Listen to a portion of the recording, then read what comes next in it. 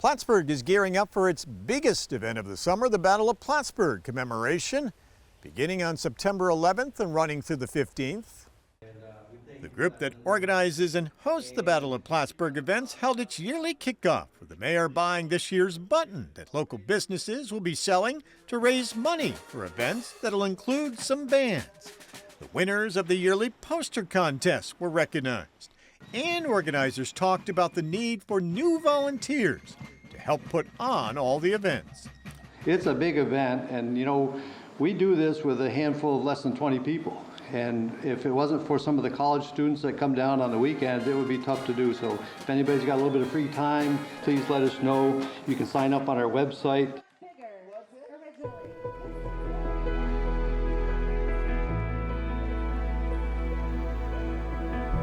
And Tom Donahue joins us now, along with Tim Horn, who is the volunteer coordinator. Gentlemen, welcome. It's good to see you. Thank you for having us again. Thank you for having us. We'll get to the schedule of events in just a few moments, but why don't we begin with the need for volunteers? You mentioned it, Tom, at your kickoff and award ceremony. You've depended on a core of volunteers for a number of years now, 26 years. You've gotten to the point where you really need new people coming in. I think I saw a memo from the 2015 event, and there was 40-some people on the committee. Our committee now is 12 to 15 people. Mm-hmm. And we're aging out, obviously. Tim and I have the same hairdo, so you can tell that. But yeah, we'd like to get some young people involved. They don't have to be young people, just other people that can take up some of the slack. We need more bodies, basically. I mean, we can still do it, because we are, but it gets harder every year.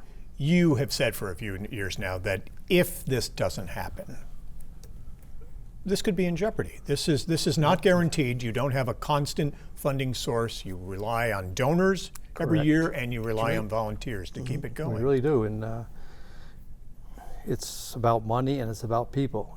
If you don't have either one of those two things, this will stop. And the important part of the Battle of Plattsburgh in history should not be forgotten, which is the whole reason we started this organization. And I know that there's people out there that love the commemoration every year, and they tell us how great it is, but we need those same people to say, let me give you a couple hours of my time to help you do what you need to do. And it's much more than the 4-day weekend. That's just the accumulation of everything. The real help we need is throughout the year getting ready for it.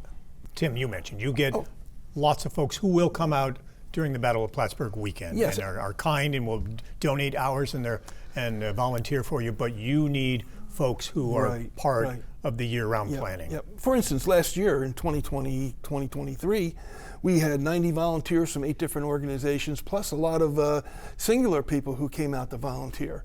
And they worked at 12 different events, and put in over 400 hours of volunteer work, which was pretty significant. But we need people leading up to the 4-day weekend also. And that's where it's difficult to get people. We'd like to expand. I mean, there was a thing in the Facebook there a few weeks ago about what the Battle of Plattsburgh should be. A suggestion of all these different, a 2-week event and all that. And I agree, that would be great. But we need the money, we need the people. Otherwise it just can't happen. And you mentioned Facebook. There's been a lot of social media in the past couple of weeks picking up on your call for more volunteers, and how we much had response, they're needed. Which is good. How many volunteers do you think you need, and how can they help? I would think 20, 30, 40 people. Oh, absolutely. Yeah. There's a vast array of things that need to be done to put on this Battle of Plattsburgh. People see what goes on during the weekend. Obviously we need people to help out, like Tim said, with the games, with the parade, with the events that are going on the weekend. But getting ready for those things, we mentioned going to the website for information. Well, we have someone that's running the website now, but he would like to retire and go back to his regular job. If there's someone out there that knows about running a website, being a website manager or whatever it's called, I don't even know what it's called, we could use that help. Advertising, social media, we put together the program, we have to get vendors every year, we have to put together a schedule, someone's got to do the background for all that stuff, sending out the invitations to the vendors, when they get here telling them how to set up, where to set up. We have the tents, we have to get these tents every year, but Someone has to set up the tables and the tents and the chairs and the tents and rotate them with the different events, take them down, put them up. Yeah, just setting everything up. I mean, we set up City Hall, we put up the banners and all the displays and everything there, and it's time consuming, and we could always use help.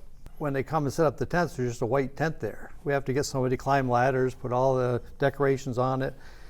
And when you're 30, it's fine, but when you're in your 70s, it's not as easy to go up and down those ladders. And so, things like that. Getting ready for it, finding speakers. That involves, it really involves if someone has the capability of doing it, sitting at home with your computer, sending out an email. Mm-hmm. Looking for new events. Everybody says, well, it's the same old thing every year. It really isn't. We add different people in and out of the parade and different demonstrators in the Children's Village. We like to try to get different music, but someone has to reach out and find those people. We got to find out how much does it cost to do this. Mm-hmm. Are you available? All the things that go with it. So we spend the whole year getting ready for 4 days. And if folks would like to sign up, if they have questions, what's the best way for them to get in touch with you and find out what this is all about and what they may be able to do? Well, the best way is to go on our website to where it says volunteers and sign up. That would come to me, and I would forward it either to Tim or to, if somebody says I want to be a part of the parade, I would forward it to our parade chair, and they would make contact with them. They can give us a call. Come to the information booth during the event. Say, well, I want to be a part of this for next year. What do I do? Come to one of our meetings every every third Tuesday. Every third Tuesday of the month. We have a meeting. At 5:45 in the Plattsburgh Library upstairs. Okay. People are welcome to come. Yeah. You can also sign up at the farmers market. We have a booth at the farmers market every Saturday morning. Yeah. Saturday from 9 o'clock until 2 o'clock. So you can always sign up there also. We got to thank our volunteers that we have now, because they work hard just going to all the local businesses and trying $100 here, $100 there. It adds up over the while, but many people come to this event and it's free to everyone that comes. If we do sell buttons, but you don't have to buy a button, but it's a donation if you'd like to have one. But they don't realize that we have to pay everybody that's in the event. And many people have come up and said, wow, this is a great event. I don't know how you do it. It's great. I said, well, we do it with donations because we have to pay the band. You have to pay the band. You got to pay the people in the parade. We didn't know that. It gets expensive, $70,000 to $90,000 a year to put on an event like this. All coming from donations, sponsorships, grants. If we had a corporate sponsor or two, that would help us every year out. Made possible by one of the car dealerships, one of the big corporations in town. That would help a lot. Tom, you also mentioned there's a new effort underway, a new program. You're teaming up with the Clinton County 4-H and organizing an effort to get kids interested in reenacting, because much the same, many reenactors are getting older, and so this is to try to get a new generation interested. That came about. A lot of kids would come to the battle and they'd march around with the reenactors, and they'd always come and say, how do you be a reenactor? And none of us really knew. There isn't like a reenacting school.